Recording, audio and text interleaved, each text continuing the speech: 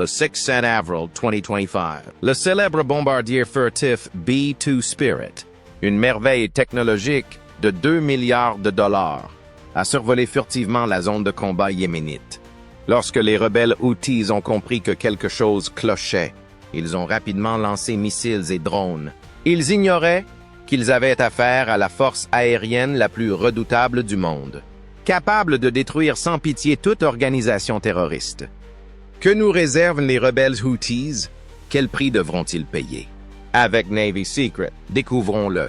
Ce jour-là, dans l'air raréfié et poussiéreux, un titan invisible s'élevait au-dessus des dunes rocheuses du Yémen. Cette merveille d'ingénierie américaine de 2 milliards de dollars est le B-2 Spirit. Alors que les roquettes houtistes s'élevaient dans le ciel, à des kilomètres de là, le B-2 Spirit était déjà en action. Son extérieur élégant dissimulait des équipements de ciblage et de surveillance parmi les plus sophistiqués jamais installés sur un avion. Le Spirit utilisait son système d'imagerie à synthèse d'ouverture, ses capteurs électro-optiques et son système radar AN/APQ 141 pour cartographier chaque émission radar, chaque point de lancement de missiles et chaque nœud de commandement que les Houthis avaient révélé en silence. Les coordonnées précises de l'ennemi, ses configurations défensives et ses centres de communication étaient collectés et traités par le B-2 dans le plus grand secret, sans que les Houthis ne se rendent compte qu'ils étaient repérés. Une image complète du champ de bataille était créée en temps réel. Diego Garcia, l'un des avant-postes secrets les plus importants et stratégiques de l'armée américaine, a reçu ce trésor de données en quelques secondes via une liaison satellite cryptée. Diego Garcia est plus qu'une simple île. Elle est située au cœur de l'océan Indien. Porte-avions Invincible. Il sert de base à la puissance américaine pour étendre son influence en Asie, en Afrique et au Moyen-Orient. Avec ses longues pistes pouvant accueillir des bombardiers B-2, des B-1 Stratofortress et des ravitailleurs KC-135. Diego Garcia offre aux États-Unis une capacité unique, leur permettant de frapper pratiquement n'importe où dans l'hémisphère oriental sans avoir recours à des bases étrangères. D'important stocks de carburant. Des stocks de munitions et des stations de communication par satellite de pointe y sont installés, ce qui en fait une plateforme logistique sûre. Outre son armement, l'isolement de Diego Garcia, séparé par des milliers de kilomètres d'océan, le rend quasiment invulnérable aux attaques surprises, garantissant une sécurité opérationnelle continue même en cas d'urgence régionale. Tout ce que le Spirit observait en temps réel était visible par le commandement américain depuis cette île forteresse. Les décisions prises par Diego Garcia déclencheraient une contre-attaque si précise et si rapide que les Houthis seraient incapables de se relever. Dans le contexte rigoureux des opérations militaires américaines, les représailles ne sont jamais tolérées. Après une mission, les équipages de bombardiers, comme ceux du B-2 Spirit, sont normalement censés retourner à la base, procéder à des débriefings approfondis et rendre leurs conclusions. Des renseignements de haut niveau sont nécessaires pour une évaluation approfondie avant d'autoriser une frappe. Chaque action est rigoureuse, précise et politiquement calibrée grâce à cette chaîne de commandement méticuleuse. Cependant, le 6 avril 2025, un changement s'est produit dans le ciel du Yémen. Diego Garcia a reçu les données du champ de bataille du B-2, et les informations recueillies étaient tout simplement explosives. Non pas un simple lance-missile, mais tout un centre névralgique opérationnel avait été rendu public par les Houthis. Un quartier général secret coordonnant les attaques de drones, les attaques de guérilla et la livraison d'armes dans toute la zone. C'était un aperçu unique du cœur de leur système militaire, et cela ne durerait pas longtemps. Attendre le retour du B-2 et le respect des procédures habituelles représenterait un risque. Peut-être que les Houthis réagiront. Il est possible que le centre de commandement disparaisse. Les lanceurs de missiles peuvent être invisibles car dissimulés parmi les infrastructures civiles. Le timing était crucial. Il s'agissait avant tout de transmettre un message. Les États-Unis devaient démontrer que même un bombardier furtif survolant, Silencieusement, le pays pouvait causer des dégâts dévastateurs à tout moment. Que toute action agressive, même un tir de missile manqué, aurait immédiatement de graves répercussions. Les ressources, le moral et la volonté de combattre de l'ennemi furent anéantis par la guerre psychologique, en plus des impératifs militaires. L'appel provenait des profondeurs des salles de contrôle fortifiées de Diego Garcia. Il était brutal. Lui aussi. Impliquez-vous. Authorization immediate. Symbols vérifiés. Exécuté immédiatement.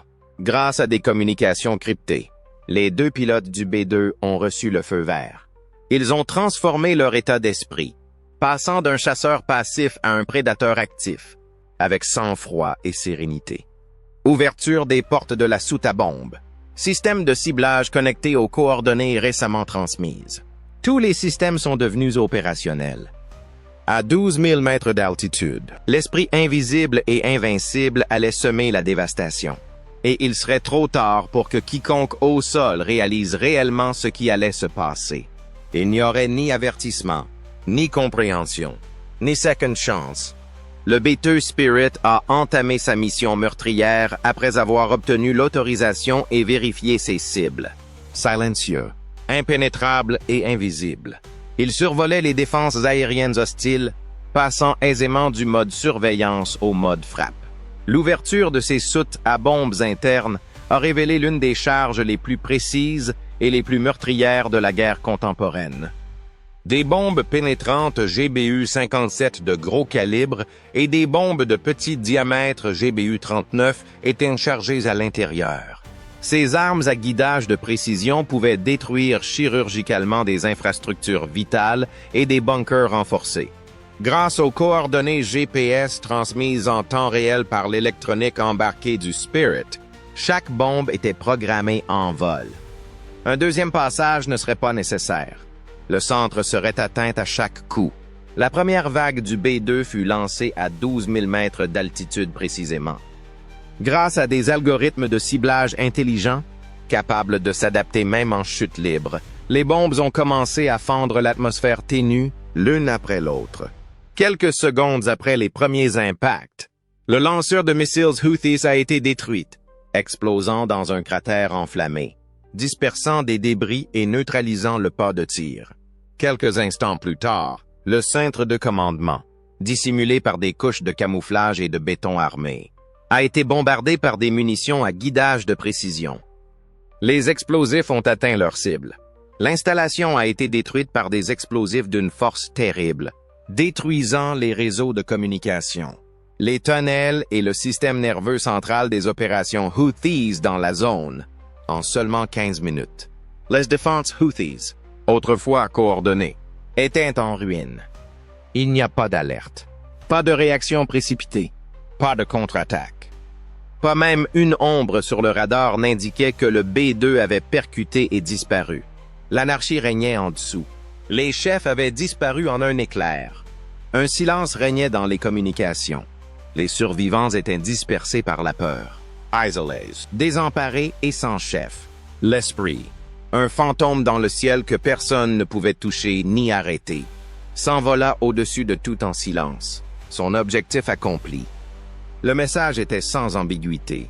Quiconque défiait la puissance aérienne américaine serait détruit avant même de pouvoir riposter.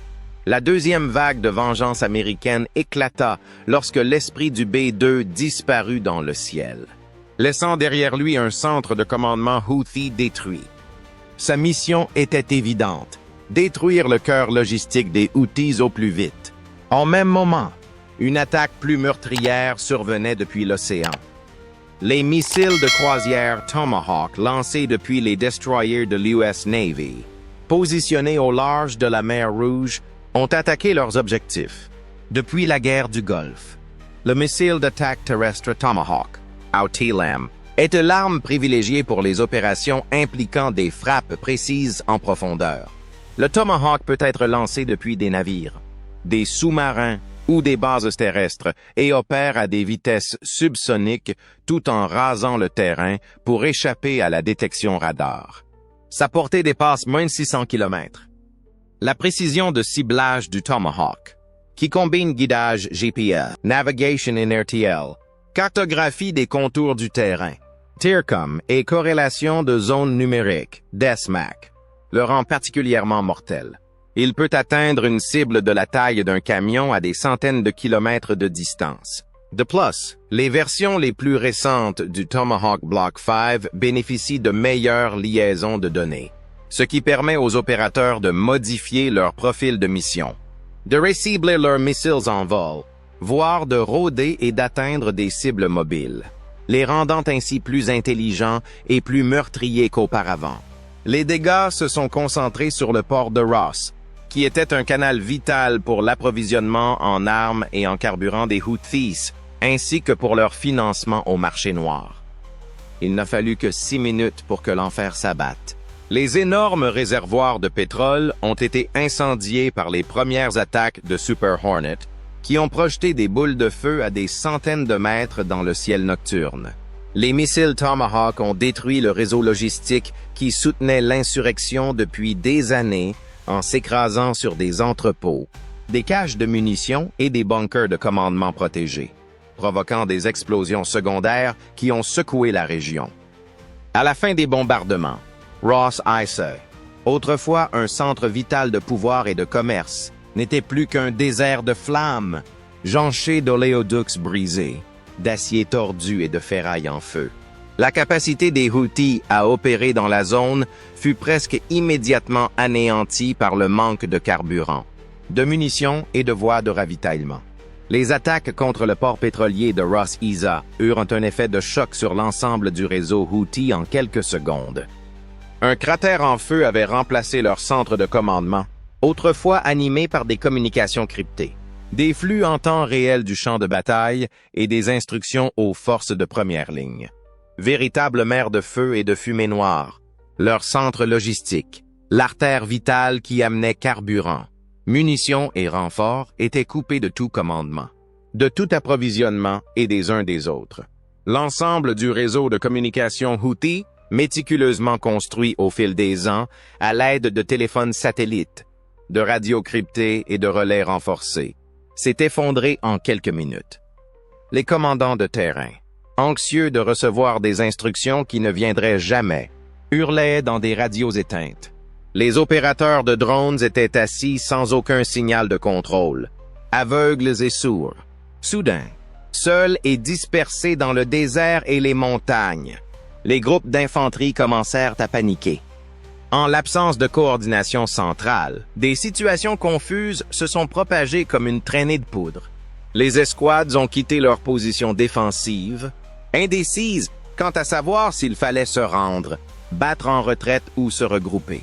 Le long des routes de ravitaillement poussiéreuses, des convois blindés se sont retrouvés bloqués et inutilisables. Privés de carburant. Ils n'avaient plus ni renfort, ni ravitaillement, ni structure de commandement pour combattre. Même parmi les combattants aguerris, entraînés à résister pendant des années à une guerre asymétrique. Moins d'une heure plus tard, un groupe d'opposition bien organisé se dispersa en une bande dispersée et terrifiée d'hommes luttant pour leur survie. D'autres tentèrent de se cacher dans des villages désertés. D'autres s'enfuirent sans réfléchir dans le désert, conscients que rester sur place entraînerait inévitablement leur mort lors de frappes aériennes ultérieures en l'absence de commandement et de contrôle. Invisibles et intouchables, les drones espions américains cartographiaient silencieusement le chaos au-dessus d'eux, prêts à anéantir toute force se regroupant avec une précision chirurgicale. La puissance de feu seule ne suffisait pas à remporter le combat. La destruction l'a emporté. Pensez, bougez et combattez comme l'ennemi. Une insurrection organisée avait disparu, ne laissant derrière elle que fumée, terreur et silence. Le B-2 a été conçu pour accomplir ce que peu d'autres avions pouvaient accomplir, d'où son surnom de bombardier furtif. Franchir les défenses les plus avancées au monde, lancer une attaque inattendue et disparaître avant même que l'adversaire ne s'en rende compte. Mission Service in 1997. Le B-2 représentait une avancée significative dans la technologie furtive. Il peut opérer presque inaperçu, même dans les espaces aériens les plus hostiles, grâce à sa conception d'aile volante, ses conduites de moteurs à masquage thermique, ses matériaux absorbant les ondes radar et ses contre-mesures électroniques sophistiquées.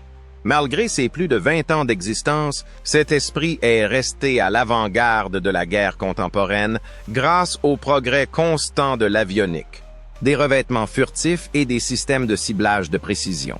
Ces ailes volantes, semblables à celles d'une chauve-souris, réduisent la surface équivalente radar du B-2 à celle d'un minuscule oiseau. Malgré ses dimensions de 52 mètres de diamètre et son poids de plus de 72 500 kg. Sous son extérieur noir et élégant se cache un matériau absorbant les ondes radar, des systèmes de guerre électronique embarqués et un système de gestion défensive de pointe qui détecte, évalue et neutralise en permanence les menaces. Le Spirit peut frapper n'importe quel point de la Terre depuis le sol américain grâce à ses 4 moteurs General Electric F-118 GE-100, dissimulés au plus profond de son fuselage et lui permettant de voler à des vitesses subsoniques élevées. Son rayon d'action opérationnel dépasse les 6000 milles nautiques, 11 000 km, sans ravitaillement. Les 2 pilotes d'élite sont restés calmes dans le cockpit étouffant. Les Houthis venaient de commettre une erreur fatale, et ils le savaient. En plus de survivre, le B-2 collectait des informations, planifiait des représailles et se préparait à une frappe qui allait bientôt changer le cours de l'histoire à chaque seconde passée dans les airs. Le Spirit avait bien plus que sa furtivité, car il était conçu pour emporter jusqu'à 18 tonnes de charge nucléaire et de bombes à guidage de précision. Il était capable d'éliminer les dangers. Il libérerait cette puissance aujourd'hui. Le rugissement caractéristique des FA-18E Super Hornet, lancés depuis des avions américains proches, transperçait l'air chaud du Yémen, groupe d'attaque des porte-avions de la marine. Le pilier de l'aéronavale américaine est le FA-18E Super Hornet, une version améliorée de l'original. Introduit en 2000, ce chasseur polyvalent peut dominer aussi bien le combat aérien que les frappes terrestres de précision. Comparé au modèle précédent, sa capacité de carburant accrue, son radar APG-79, assez sophistiqué, sa surface équivalente radar réduite et son moteur F414 GE400 plus puissant lui confèrent une autonomie, une agilité et une capacité de survie accrue. Dans un large rayon d'action de plus de 400 milles nautiques sans ravitaillement, le Super Hornet peut déployer une force dévastatrice avec une charge utile maximale de plus de 17 000 livres de bombes, de missiles et de réservoirs externes. Associé à la variante IA-28G Growler, ces systèmes de guerre électronique sophistiqués lui permettent de brouiller les radars et les communications ennemies, neutralisant les défenses avant même l'impact. Afin de maximiser la destruction des plateformes logistiques renforcées, les Super Hornets étaient équipés ce jour-là d'armes interarmées à distance de sécurité AGM-154 et de bombes guidées de précision JDAM. Leurs cibles étaient évidentes: les vastes réservoirs de pétrole, les dépôts de chargement et les entrepôts de ravitaillement du port pétrolier de Ras Issa, qui constituaient des voies vitales pour la machine de guerre Houthi. Une réalité nouvelle et terrifiante s'est abattue sur le champ de bataille à la suite des attaques dévastatrices, affectant non seulement les Houthis, mais aussi tous ceux qui les soutenaient. Les États-Unis avaient redessiné les règles de la guerre en silence, sans proclamation officielle ni conférence de presse. Washington l'a démontré par ses actes. Désormais, tout établissement civil soutenant les activités militaires des Houthis serait une cible légitime. Entrepôts se faisant passer pour des centres d'aide, convois de camions, dépôts de carburant et tours de communication. Les garanties habituelles associées aux infrastructures civiles ne s'appliqueraient plus à eux s'ils transportaient des fournitures, fournissaient des renseignements, alimentaient des opérations ou stockaient des munitions. Le raisonnement stratégique était simple et brutal. La distinction entre les secteurs militaires et civils était depuis longtemps floue pour les Houthis, comme pour de nombreux autres groupes insurgés. Ils lançaient des attaques depuis les villages, dissimulaient des armes parmi les civils et s'approvisionnaient dans les ports commerciaux comme Ras Issa. Les États-Unis savaient désormais que si l'ennemi menait la guerre sur des fronts civils, ces fronts brûleraient avec les combattants qu'ils défendaient. Ce changement allait au-delà de la simple dévastation physique. Il s'agissait d'une sorte de guerre psychologique, faisant comprendre aux Houthis et à leurs partisans qu'ils ne pouvaient plus présumer de la sécurité d'un entrepôt, d'un centre de communication ou d'un camion-citerne. Tous les moyens seraient surveillés. Tout maillon de leur machine de guerre pouvait être brutalement brisé. La stratégie visait à étouffer l'ennemi en détruisant méthodiquement l'infrastructure qui soutenait toute sa résistance, en plus de tuer ses combattants. C'était une doctrine de pression implacable. Les Houthis n'avaient désormais plus aucun endroit où se cacher, car le champ de bataille s'était agrandi. Le 17 avril 2025 fut plus qu'une simple victoire sur le champ de bataille. Dans la région, ils marquèrent un changement radical dans la stratégie militaire américaine. La défense d'abord, les représailles ensuite. Telle était la philosophie opérationnelle prudente des forces américaines depuis des années. Les principes directeurs étaient la minimisation des dommages collatéraux, la retenue et la précision. Des actions soigneusement réfléchies pour éviter les répercussions politiques et l'escalade. Cependant, les frappes du Tomahawk, le Super Hornet Blitz et la riposte immédiate du B-2 ont révélé une nouvelle réalité. La défense n'était plus le rôle des États-Unis. Ils avaient évolué vers une doctrine d'attaque active, immédiate et écrasante. Avec cette nouvelle position, les États-Unis cesseraient d'encaisser les coups et attendraient le moment du débat, de l'analyse et des réactions lentes. Tout acte hostile, même un seul missile tiré contre des installations américaines, déclencherait une réaction rapide et disproportionnée qui détruirait la source de la menace avant qu'elle ne puisse frapper à nouveau. Le message était évident. Vous démantèleriez toute votre machine de guerre si vous leviez la main sur l'Amérique. Immédiatement, impitoyablement et complètement. Tous les groupes armés de la région ont ressenti l'impact de ce changement.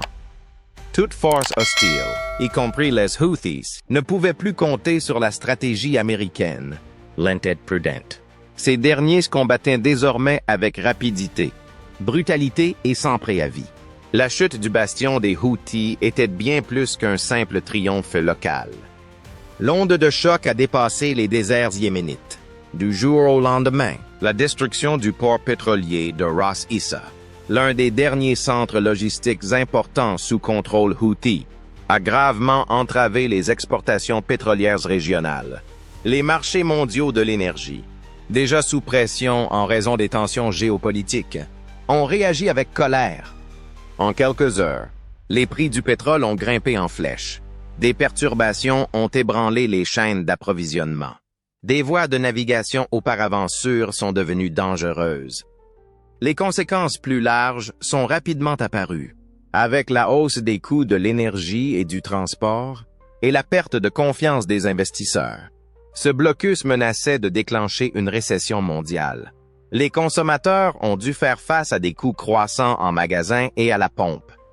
Les entreprises ont éprouvé des difficultés à se procurer des fournitures essentielles et à acheminer leurs marchandises sur des routes de plus en plus instables.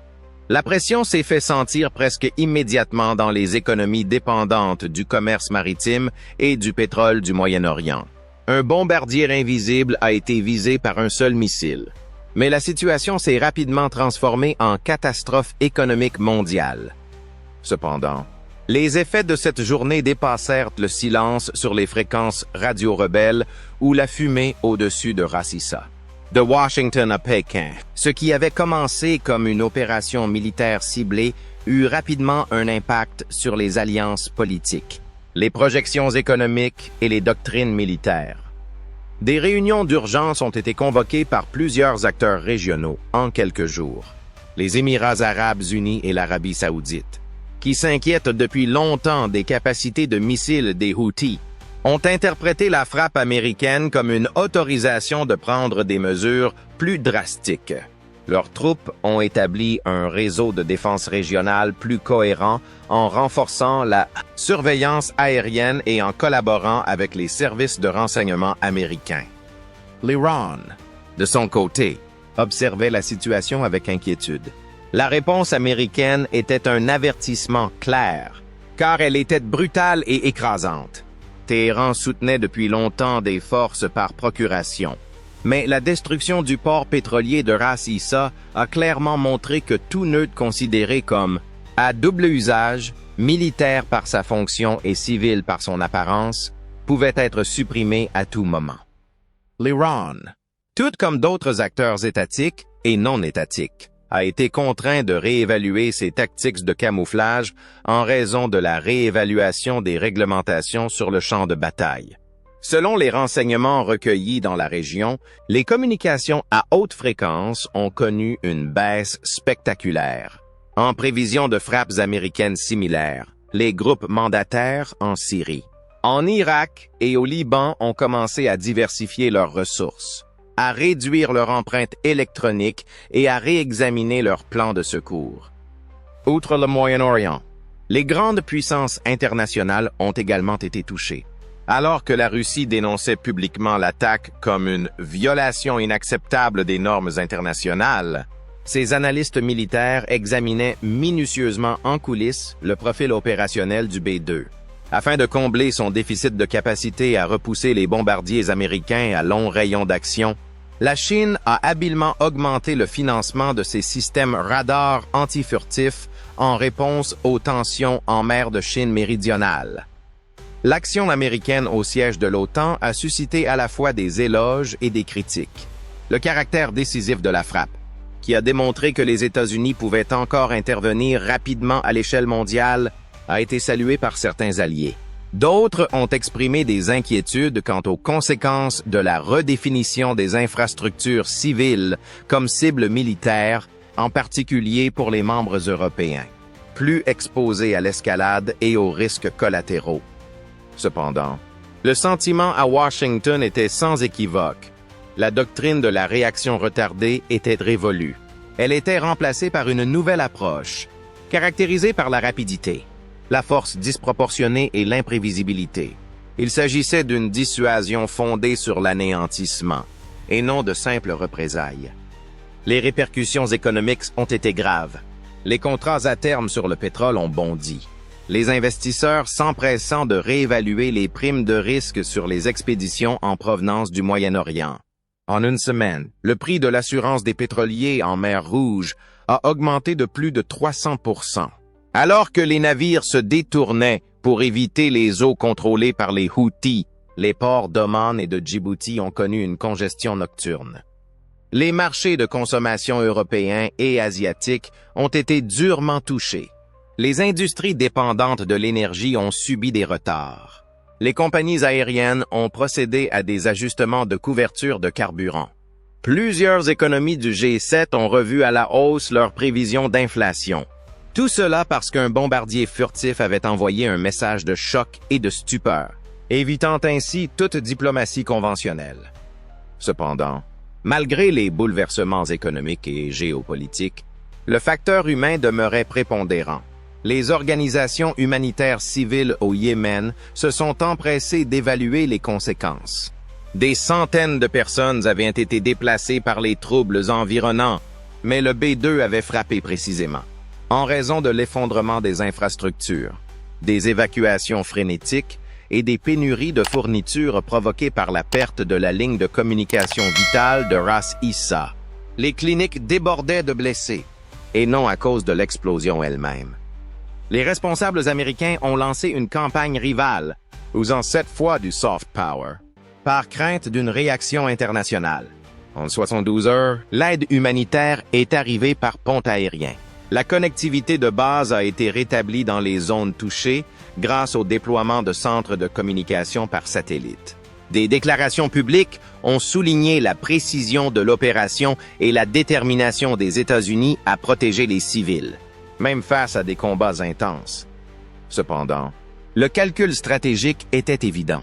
Les États-Unis avaient frappé à la fois physiquement et psychologiquement. Ils avaient détruit des bases, des chaînes d'approvisionnement et des bunkers. Ils s'attendaient à ce que les États-Unis hésitent, qu'ils résistent rien, qu'avant de protéger leurs intérêts, ils demanderaient l'autorisation des instances internationales. Partout dans le monde, les groupes de réflexion ont commencé à moderniser leurs simulations de guerre dans les jours qui ont suivi. Des frappes instantanées ont été simulées dans des scénarios qui supposaient auparavant un retard américain. Des capacités de réaction rapide sont essentielles, selon les entreprises de défense. Des modules de doctrine militaire ont été modifiés par les académies. Non seulement le Yémen avait changé, mais la façon dont le combat contemporain serait envisagé pour les années à venir allait également évoluer. L'Esprit, le B-2, est resté l'emblème de cette guerre. Il témoignait de l'ambiguïté stratégique et pas seulement de la puissance américaine. Réécrire les règles. Un passage silencieux après l'autre, tel un fantôme dans le ciel. Le monde était différent. Tout a commencé par le choix d'attaquer avant que quiconque ait eu la possibilité de riposter. Un changement important dans la manière dont les États-Unis gèrent les menaces régionales s'est produit le 17 avril 2025. Désormais, toute action hostile sera surveillée attentivement et repoussée avec une force écrasante. Le monde entier sera bientôt témoin de la prochaine évolution de la stratégie mondiale. L'histoire est donc loin d'être terminée.